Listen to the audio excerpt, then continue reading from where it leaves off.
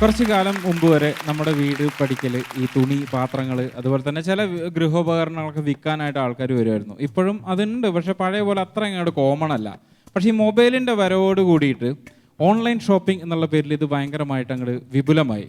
അപ്പോൾ പലർക്കും ഒരു തെറ്റിദ്ധാരണയുണ്ട്, നമുക്ക് നേരിട്ട് കടയിൽ നിന്ന് കിട്ടുന്ന സാധനത്തിനേക്കാളും വില കുറവായിരിക്കും ഓൺലൈനായിട്ട് വാങ്ങുന്ന സാധനം. അപ്പോൾ എൻ്റെ ഒരു കൂട്ടുകാരൻ ഗിത്താർ ക്ലാസ്സിന് ചേർന്നു. ഇവന് ഗിത്താർ വാങ്ങാനായിട്ട് ഞാൻ ഒരുപാട് കടകളിൽ കയറി ഇറങ്ങി ഇവൻ്റെ കൂടെ. ഇവനൊന്നും ഇഷ്ടപ്പെടുന്നില്ല, ഗിത്താർ ഇഷ്ടപ്പെടാനായിട്ടല്ല, ഇതിൻ്റെ വില ഇഷ്ടപ്പെടുന്നില്ല. കാരണം എന്താ വെച്ചാൽ ഇവൻ നൈസൊരു ചെറിയൊരു പിശുക്കനാണ്.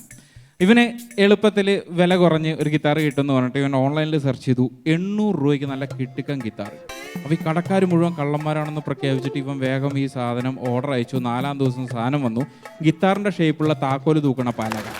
150 രൂപയ്ക്ക് കടയിൽ നിന്ന് കിട്ടുന്ന സാധനം 800 രൂപയും കൊടുത്തിട്ട് ഇവൻ വാങ്ങി വെച്ചിരിക്കുകയാണ്. അതുപോലെ തന്നെ ഒരാൾ നമ്മൾ ഒരു സിഗരറ്റ് വലിച്ചുകൊണ്ടിരിക്കുകയാണ്, ഒരു സൈഡിൽ മൊബൈൽ കോളും വന്നുകൊണ്ടിരിക്കുന്നുണ്ട്. പുള്ളി ഭയങ്കരമായിട്ട് സിഗരറ്റ് വലിച്ച് സംസാരിച്ച് അവസാനം മൊബൈൽ എടുത്ത് താഴ്ത്തിട്ടിട്ട് ചവിട്ടിയിട്ടൊരു പോക്ക്. മൊബൈലിൽ കൂടുതൽ ശ്രദ്ധിക്കുന്നതിൻ്റെ ഒരു പ്രശ്നമാണ്. നമ്മളൊന്നിലും ഓവറാവരുത്. ഞാൻ ഒരു തവണ ഓവറായിട്ട് ഭക്തി കാണിച്ചിട്ടൊരു പണി കിട്ടിയിട്ടുണ്ട് കേട്ടോ.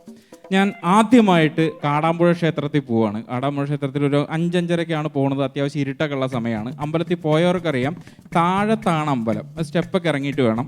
അപ്പം ഞാൻ ഭക്തി മൂത്തിരിക്കുകയാണ്, ഭയങ്കര ഭക്തിയാണ്. ഇറങ്ങിപ്പോകുന്നു. ആദ്യം കണ്ട പ്രതിഷ്ഠയുടെ മുമ്പിൽ ഒരു 10-15 മിനിറ്റ് ഞാൻ ആത്മാർത്ഥമായിട്ട് പ്രാർത്ഥിച്ചു. പിന്നെ താഴെയുള്ള ഒരു പ്രതിഷ്ഠയും വെറുതെ വിട്ടില്ല. നന്നായിട്ട് മനസ്സറിഞ്ഞ് പ്രാർത്ഥിച്ച് പറ്റാവുന്ന വഴിപാടെല്ലാം കഴിച്ച് തിരിച്ച് കയറി വരികയാണ്. നല്ല വെളിച്ചമുണ്ട്. ഞാൻ കയറി വന്നു. ആദ്യത്തെ പ്രതിഷ്ഠയെ ഒന്നും കൂടി പ്രാർത്ഥിച്ചു. അമ്പലത്തേക്ക് വെള്ളം അടിക്കണ പമ്പ്, അത് നല്ല തറയൊക്കെ കെട്ടി ഗ്രില്ലൊക്കെ ഇട്ട് വെച്ചിരിക്കുകയായിരുന്നു. പിന്നെ എൻ്റെ ഒരു സന്തോഷം എന്താണെന്ന് വെച്ച് കഴിഞ്ഞാൽ എൻ്റെ പ്രാർത്ഥന കണ്ടിട്ട് പുറകിൽ വന്ന് കുറേ പേര് കൂടി പ്രാർത്ഥിക്കുന്നുണ്ട്.